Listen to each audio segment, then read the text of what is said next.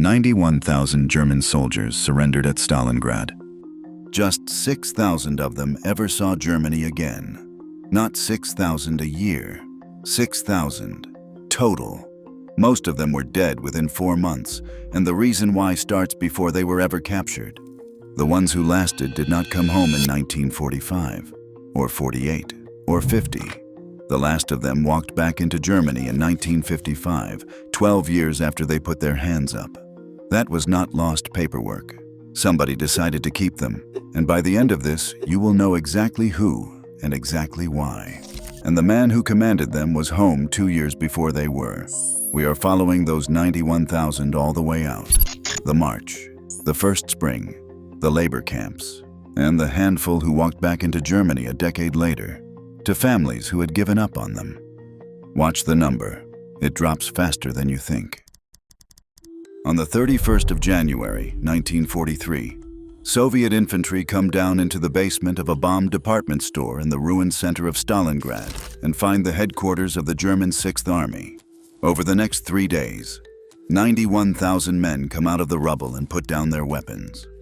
They believe the worst thing that will ever happen to them has just finished happening. Here is why they are wrong. The 6th Army had been surrounded in the frozen ruins of the city for 10 weeks, and the airlift Göring promised never came. In September, the bread ration was 300 grams a day, 3 thin slices. By Christmas, it was 100 grams, and only for men still fit to fight. By the middle of January, 75 grams, 1 slice. The wounded and the sick were taken off rations entirely. So these are not soldiers who have lost a battle. They are starving men in temperatures of -20, many with untreated wounds, many with frostbite into the bone. Very many of them were already dying when they surrendered. And there is something that gets left out here. Inside that same pocket, the German army had been running a camp for Soviet prisoners. From early December, it had no food and no water at all. The men in it ate snow fouled with their own waste. Some ate each other. The 6th Army was starving. It had been starving its own prisoners first. The largest of the collection camps is at Beketovka, on the southern edge of Stalingrad. It is about 10 kilometers away. 10 kilometers. For a healthy man, that is a morning. A long walk before lunch. For these men, it takes 2 days, sometimes longer. Nothing to eat on the way, nothing to drink. They sleep in the open, in the snow, in January, on the banks of the Volga. One German officer who made that walk described men hobbling in an endless line through the frozen moonlight, holding each other up. Men who stop walking do not start again. The column simply gets shorter. I want to be careful here. You will see enormous casualty figures for this march quoted very confidently, and the honest answer is that nobody knows. The Soviets were not counting yet. Registration of these prisoners did not begin properly for weeks. What we can say is that the dying started on a 10-kilometer walk, and it never really stopped that winter. Beketovka is not a death camp in the way the phrase is usually meant. Nobody designed it to kill these men. It kills them anyway, because a state that has just had its own country burned across cannot feed 90,000 starving enemies and does not try very hard. Then, typhus arrives. It moves through the coats. A man dies. The man beside him takes the coat because it is -20 and he needs a coat, and the lice go with it. But typhus is not the biggest killer in these camps. Neither is the cold. Look at what the Soviets actually wrote on the death lists. And the same word comes up again and again. Starvation. Some prisoners were put to work clearing the German dead out of the streets of Stalingrad. Almost every man on those burial parties died of typhus. Of the 91,000 taken at Stalingrad, roughly 85,000 were dead within months. That is the answer to most of this question.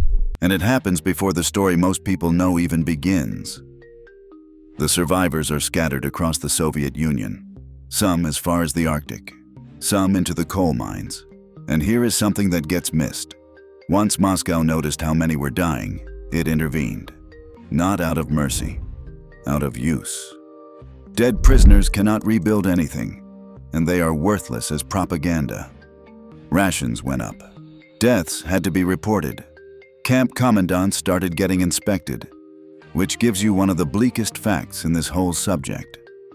The men who survived that first spring had a reasonable chance of surviving the next 10 years.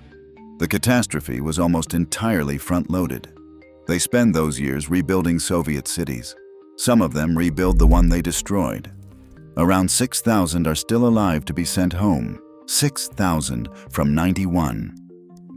Now the man who commanded them, Friedrich Paulus, is 52. A staff officer by trade, a planner, a man with almost no experience of field command who was handed an entire army.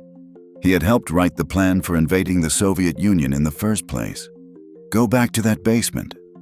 Hitler had made him a field marshal the day before because no German field marshal had ever been taken alive. It was an instruction to shoot himself. He does not. And he does not surrender either, not in person.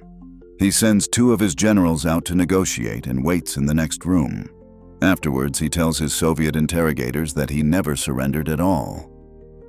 Hold that against what he does next. For over a year in captivity, he refuses to cooperate. Then the July plot against Hitler fails. A friend of his is executed for it, and Paulus changes his mind. He joins a Soviet-backed committee of German officers and starts broadcasting, telling Germany to renounce Hitler.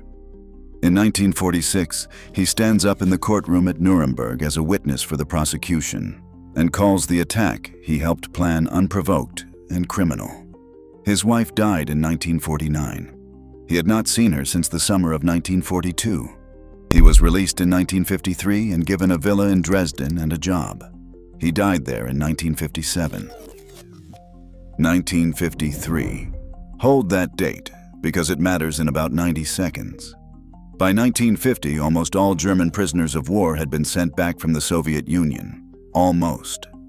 About 10,000 were kept. The Soviet position was that these were not ordinary prisoners of war. They had been convicted as war criminals in Soviet courts, and a great many of them were Stalingrad men. That is why the last of them waited. Not lost paperwork. They had been given sentences. In September 1955, the West German Chancellor, Konrad Adenauer, flies to Moscow. The Soviets want diplomatic recognition. Adenauer wants the men. He gets them. That is the trade. They come back through the transit camp at Friedland, in Lower Saxony. Thin men in quilted blankets and borrowed suits, stepping down from railway carriages into crowds of people holding up photographs of somebody who is not there. They had left a dictatorship in ruins. They came back to a booming consumer democracy that did not need them. Wives had remarried. Children did not know them. The word they used for what it did to their minds was barbed wire disease. The last train crossed the border in January 1956. So here is the ledger. 91,000 surrendered. Around 85,000 were dead inside 4 months, most from starvation that began before they were ever captured. Roughly 6,000 came home, the last of them in 55 and 56. And Paulus was released in 1953, 2 years before the men he commanded. One more thing, plainly. These figures are contested and always will be. Soviet records admit to 380,000 German prisoners dead in their camps. German historians think the real number is closer to 1 million. For Stalingrad, you will see 5,000 survivors quoted, and 6 and 9. Anyone giving you a precise number is guessing. What is not in dispute is the shape of it. 91,000 went in. Almost nobody came out. Thanks for watching. There is a great deal more of this war that does not make it into the usual documentaries, and that is what this channel is for. So subscribe, and I will see you in the next one.